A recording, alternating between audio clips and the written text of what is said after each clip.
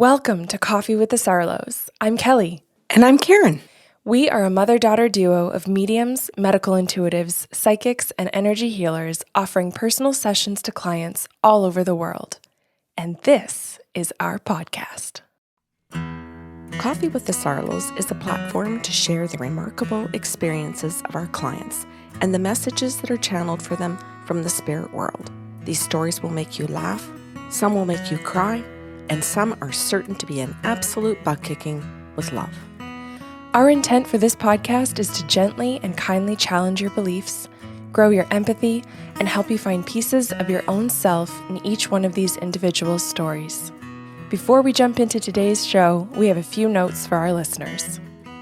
Karen and I have personal practices channeling for local and international clients. If the stories in these shows is something you'd like to experience, you can request your own personal session through our website, bysarlo.com. We also have gift certificates available if you wish to gift this experience to someone anywhere in the world. We have a second podcast series called Sips of Sanity. This series is your emotional and intuitive intelligence toolkit. We pick one topic every month and provide you with healthy tools for critical thinking and communication. This series airs the first week of every month. The first show is free and can be found on our website, your favorite podcast platform, or YouTube. The full series can be found on patreon.com/bysarlo. Patreon is our membership portal with a ton of monthly benefits for those of you seeking to grow your emotional and intuitive intelligence. Karen has a personal blog that explores the beauty and importance of intuitive gifts. There's a question and answer segment that addresses listeners' questions. As we mentioned, you can find the complete Sips of Sanity series here, along with handy habit trackers and great reflective questions to help you get the most from the shows. We provide you with guided journeys and music to enrich that experience, and we're running an emotionally intelligent, interactive book club. And for patrons in our top tier, each month we're putting your names into a draw for a free half-hour channeling session with Karen or myself. If you're interested in joining us, head over to patreon.com/bysarlo. Now, on to the show. It's a beautiful December morning. Hello, Kelly. Good morning. I'm all set for today. You've been instructed to have a happy December. I have been, by you. Our definition of happy may vary. This is true, but I do think I might have hit the nail on the head for today. Okay. So what name do you have for me today, Kelly? I need a male. A male? Madu. Madu. Okay, so Madu calls and he asks me if I can read a contract today, which I love doing. And he asks me for the contract between him and, I need a female name now, please. Kokumo. Madu asks for the contract between him and Kokumo. And I think I'm going to shorten the name to Coco so that I don't mess it up and mispronounce it for the rest of the podcast today. Okay, so he tells me just to go open in that. He's not looking for any particular context at all. He gives me free rein to go. And the very first thing that the spirit guides do is tell me that they've had some past lives together. So I tell him that and I ask him if I have his permission to be able to incorporate the past lives into the current soul contract. You and I know that we need to do that. But I think it's important for the client to hear that and to be educated. He gives me permission and says, in any way that you get your information is good with me, but I really like it that you're telling me how you're doing it. And I really like it that you're explaining, am I allowed to continue to ask you questions, how this gets incorporated? And I said, absolutely. So I paused for a few minutes, went in and read the soul contract and listened to the guide's comments and what I was supposed to pull out of it to share with him. And the very first thing to be shared was that they had been married in a past life together. And he goes, oh, that's really interesting. Keep going. I want to hear more about it then. And I read the contract and the guide said that in that lifetime together, they focused so much on connecting to each other.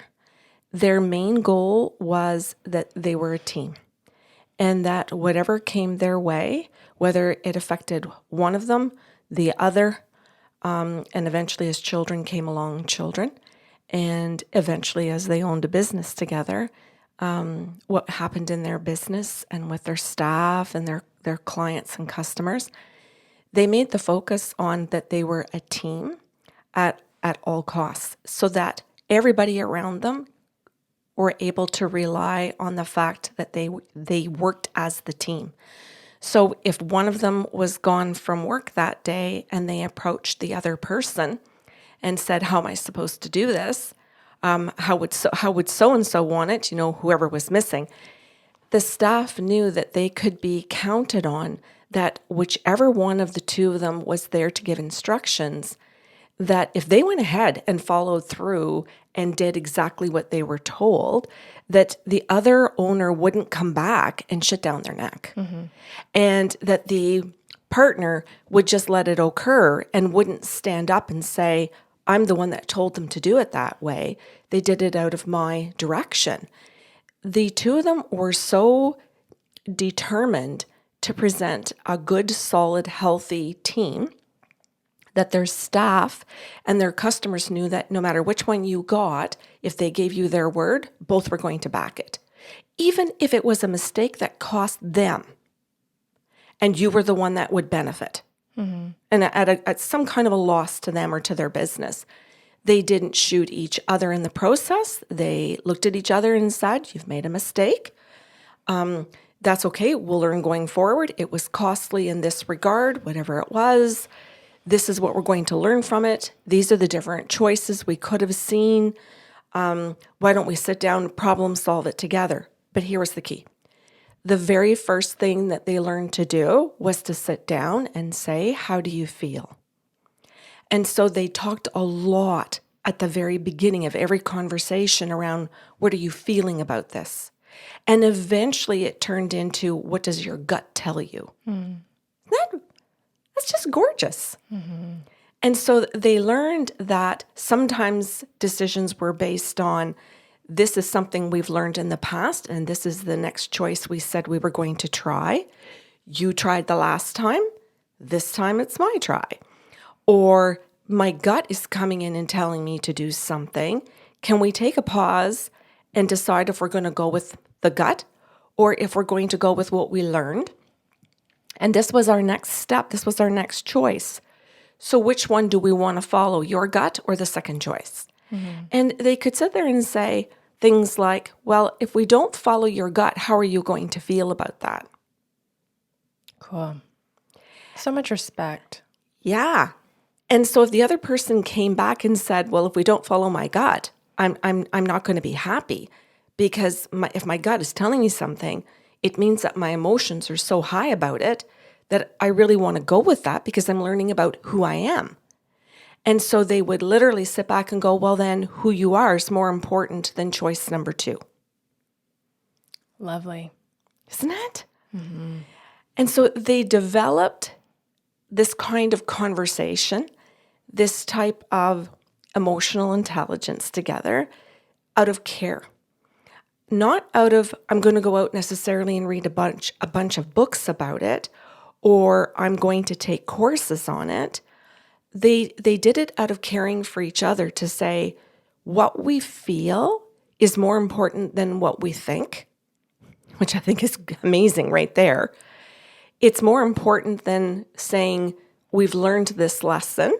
It's more important to, we said we had a structure and we have to stick to it, and get stubborn about it. So they decided that stubbornness was not something that they were going to tolerate in their relationship, and that stubbornness was not more important than their own connection to each other. Cool. It's really cool, Kelly, when you get to be the person doing the channeling and you get to see in a past life how this person who's sitting in front of you that's looking for this contract gets their information, and how we get to learn from channeling that information to them, how you and I get to pick out those pieces and go, "Holy shit." Yeah, it's cool on a channeling level. It's also really cool, and that's kind of an understatement of a word, to see the human on the receiving end of this information about a past life feel so connected to how they functioned then, and where they feel like, yeah, that way of living makes sense to me and still feels right to me. And then to also witness the pain or the sadness that comes across their face or their body language when they recognize, I'm not doing that in this lifetime. Maybe I'm not, maybe my partner isn't, maybe we got in a rut together where we stopped doing that, or maybe I have yet to experience that in this life. But then again, like this added layer of this hopefulness that, yeah, I'd like to get back to that and things could be that way again. Well worded. Thanks. Thank you for explaining it that way so clearly for people to grasp everything that the guides were trying to share with him. Then the guide said, point out a few things to him, please, that he focused first on empathy, that he focused on what is my partner feeling, and that's what matters most to me, and that his partner did exactly the very same thing back for him, so that what they saw in each other was this desire to say what you feel is the priority, and we move from there. And this is what their children saw. This is what their staff, their friends, as you're hearing, everybody saw around them. And as a result of that, they had staff which the spirit world called lifers, meaning that they stayed there till their retirement. They didn't want to leave because they weren't treated well in their jobs.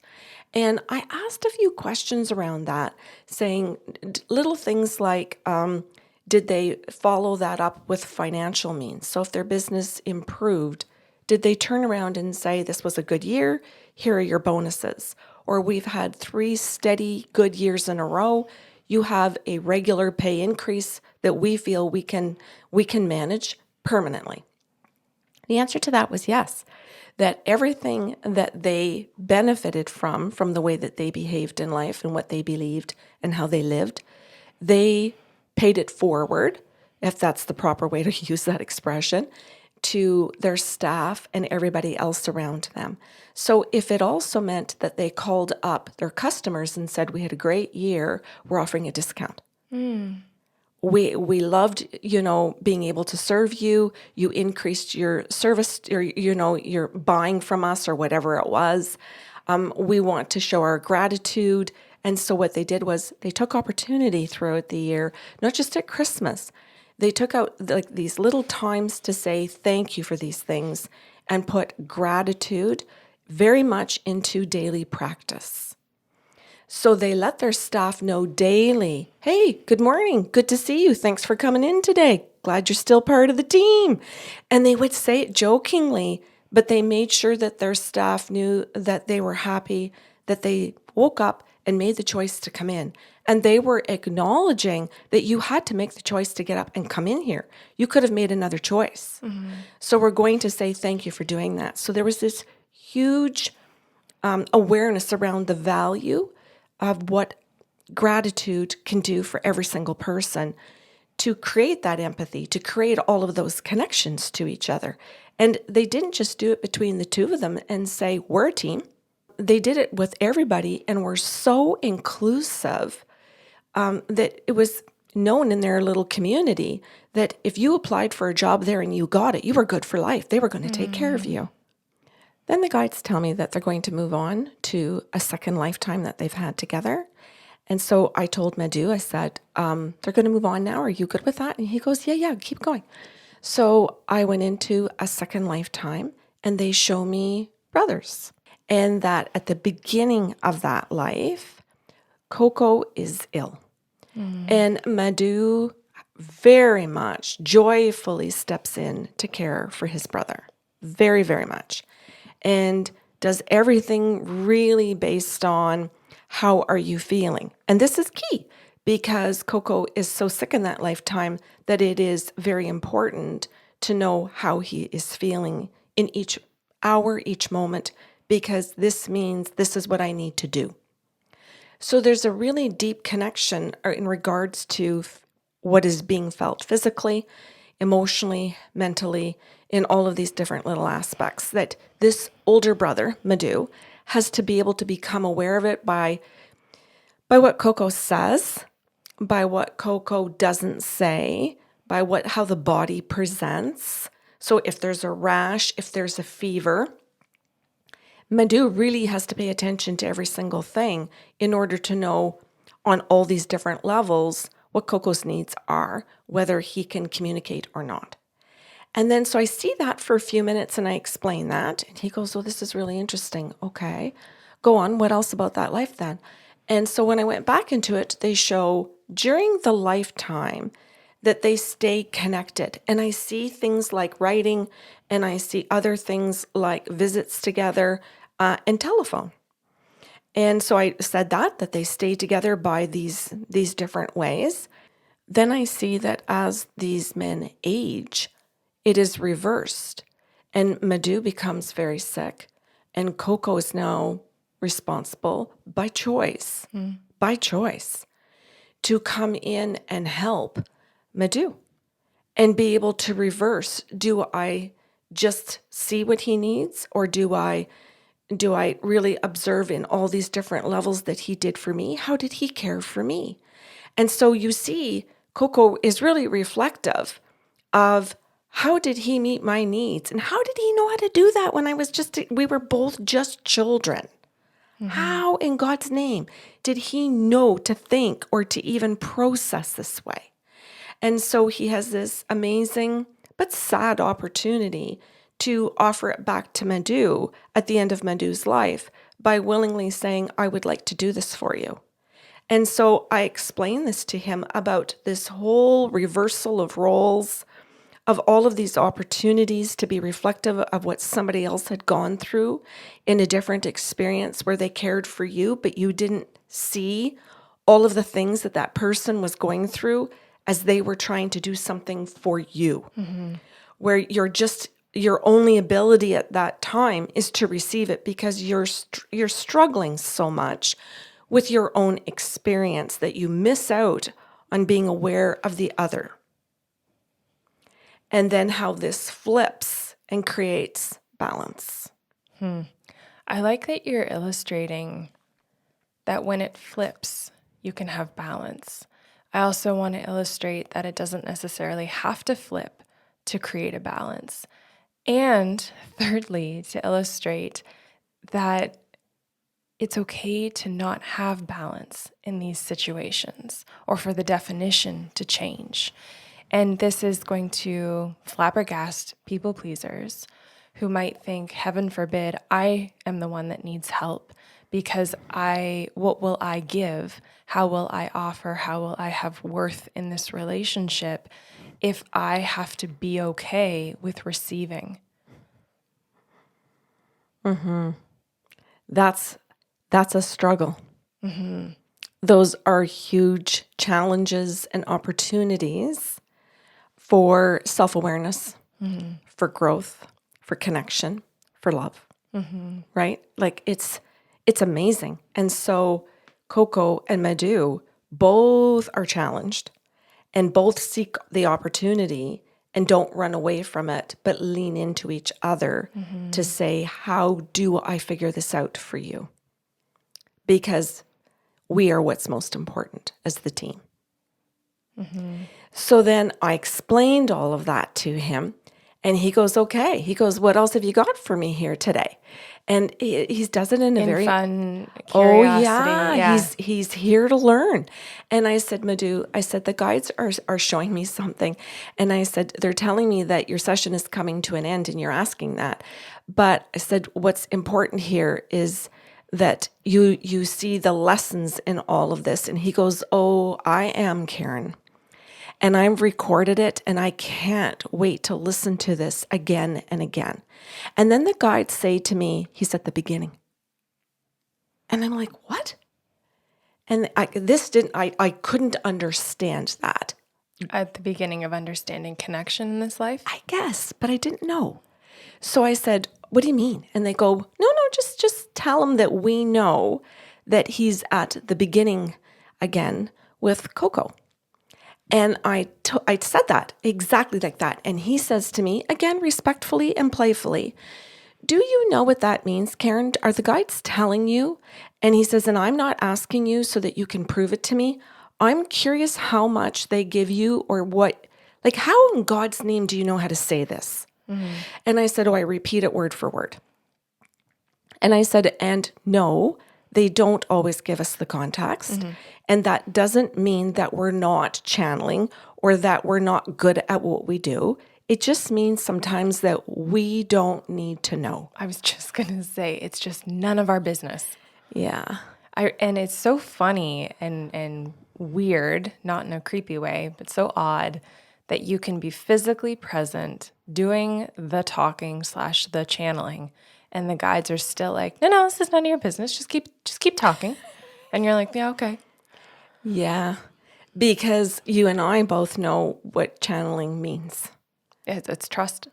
Exactly. It's getting out of your own way. It's getting out of anyone else's way.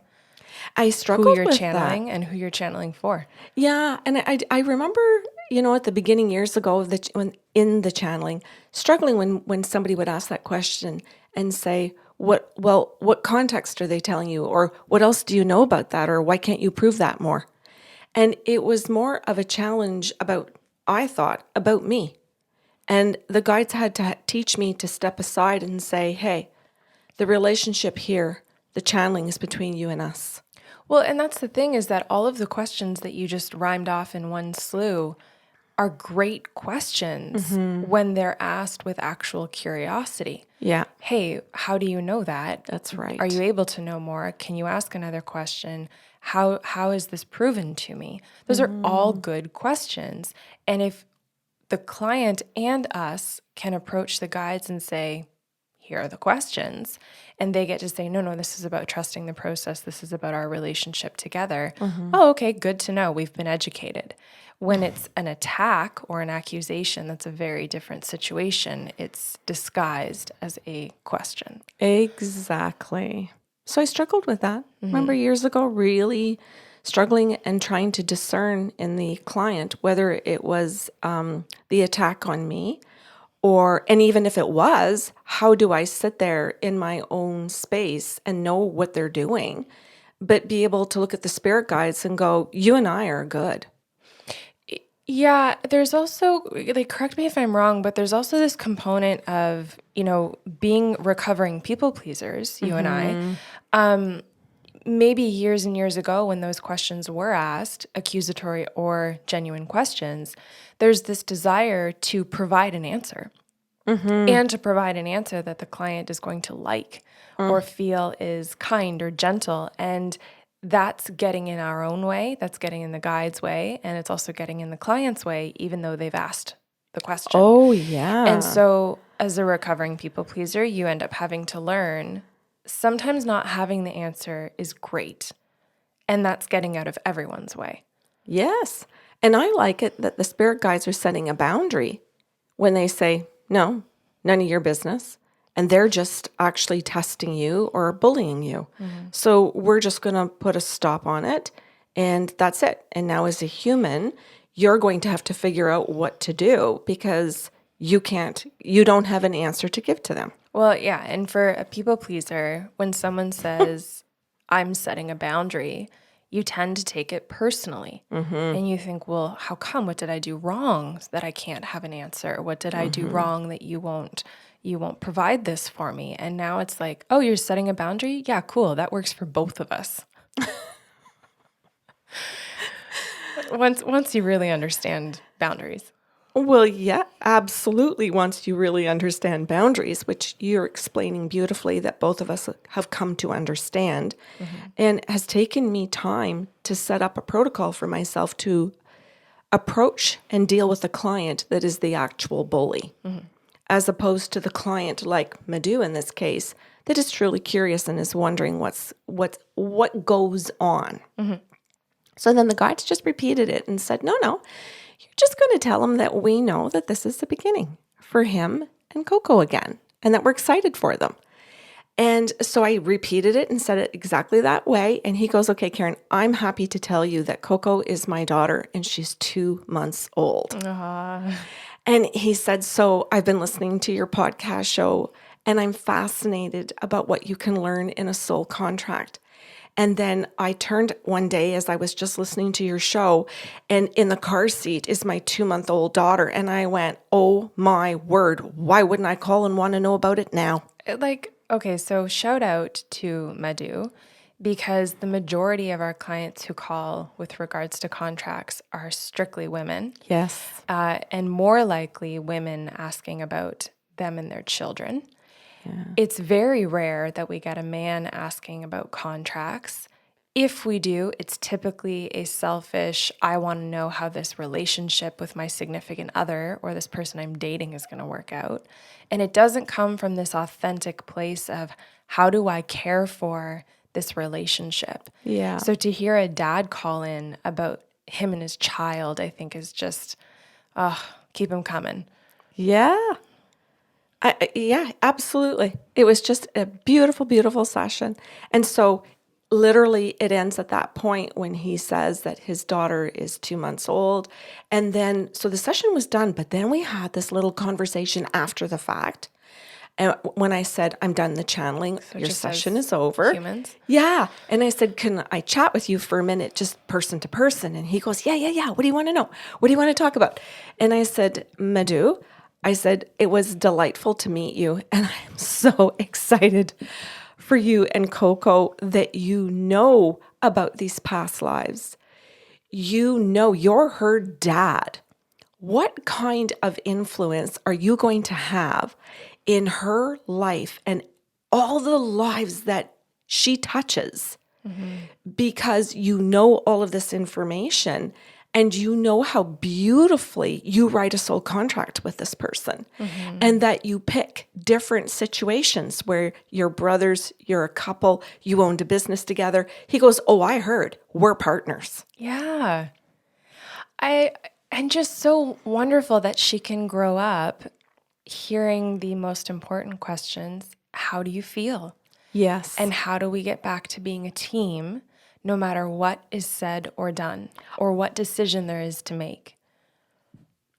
He talked a little bit about that and said how excited he was to teach her to be a team, and that it would help him decide what he was doing in his parenting, where he knew then that he had to set boundaries for her, that he had to explain things to her, but that he also had to check in with how she felt about those things. And then imagine, yes, sorry, I didn't mean to go too quickly, but also imagine maybe taking this to your current significant other or the mother. I don't know where her picture is in this or her part is in this. And actually, I shouldn't have even assumed that it's a mom. I'm sorry. That was rude.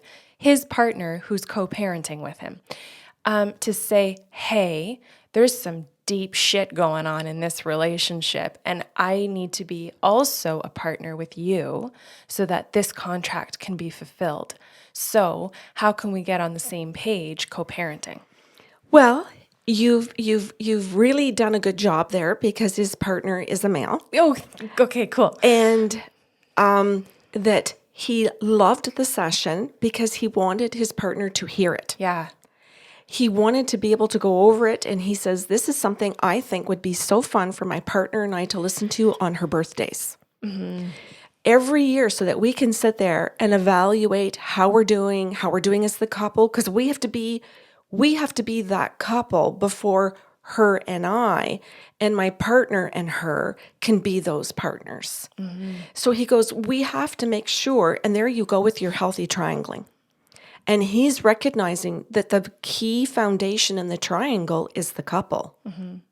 He can want to have that relationship again with Coco, but he knows that if he doesn't have it with his partner, it can't happen. No, it'll throw a complete wrench in their contract. Yeah. So he was excited to be able to go home and be able to say, okay, this is something we're going to listen to.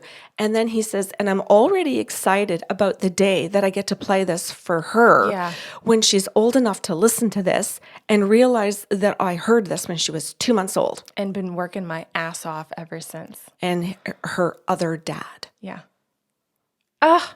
You killed it. Good luck in the rest of December, Karen. Well, I challenge accepted, Kelly. Amazing. Okay. Well, I hope everyone enjoyed this show this morning, and I hope that this is the energy you can take into the rest of your day and your weekend. Thanks for listening to Coffee with the Sarlos. If you enjoyed the show today, help spread the love with a like, share, or review of the podcast. See you next Saturday with a brand new episode.